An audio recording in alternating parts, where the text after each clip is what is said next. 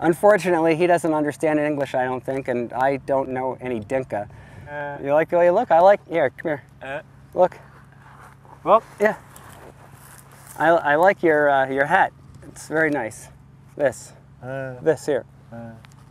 Yeah, you like this hat? Good. Yeah. So I'm recording a video diary, journal entry. Yeah. We're in central Southern Sudan. Maybe 300 miles from the nearest electricity. Took us 4 days to get here to visit the territory we are. This is a Dinka man local to this area. Yeah, we traveled 500 or 600 miles in a charter plane, landed on a small dirt airstrip. And then we drove 6 hours. We drove 6 hours down a handmade dirt road to get to where we are here. Today it's 103 degrees in the shade, 123 in the sun. It's interesting to work in that kind of heat because we're not used to it. This man here, he's used to it. He can work in this kind of heat, but it's tough. However, we're getting through that part of it. The other challenge, he's looking at himself. We both have a monitor up here we can look at. And he probably hasn't seen himself live on TV before, so to speak. We're documenting the drilling of the borehole here that Salva and Water for Sudan are bringing to this village. It's a real privilege to be here observing this process because the people here need clean drinking water. They travel miles and miles on foot to bring water every day for every single little thing, cooking, drinking, washing.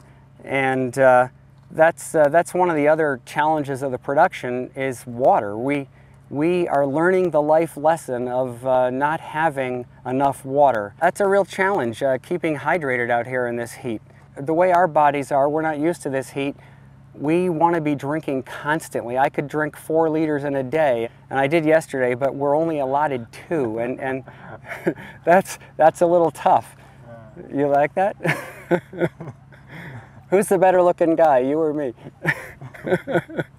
The other big challenge is the dust. It's just incredible. Yeah, you think so too? Yeah. The dust it's amazing because it gets everywhere and everything, and cameras of course don't like dust.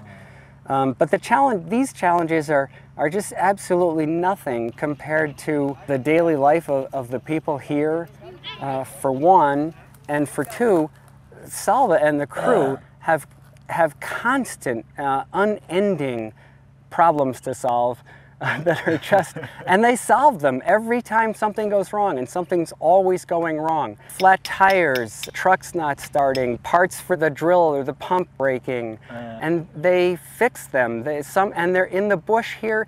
You have to be able to solve every one of your own problems. So they figure out ways to make parts out of cutting up tires.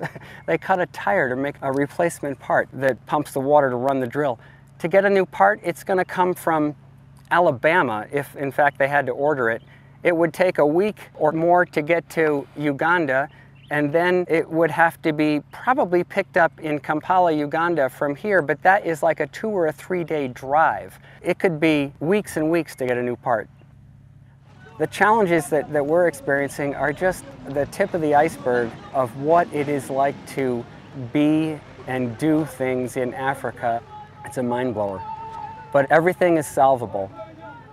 As Salva's crew has said, we will get through anything to get this borehole done. Once the borehole is done, these villagers will be able to do all kinds of things that they haven't been able to do before. There'll be trade here going on here. They're building a school. They will be able to, hopefully within a couple of years, get enough interest in from NGOs to put a medical clinic here. They'll do the school themselves, but once the NGOs start to see activity and such, then they'll start pitching in, and there will be hopefully a clinic here. As Salva says, water is life, and that is so much why it is a privilege to be working on a shoot like this, and why whatever hardships that we're enduring being here are nothing. Yeah. All right. Thank you for sitting in with me, my man. And from central Southern Sudan, over and out.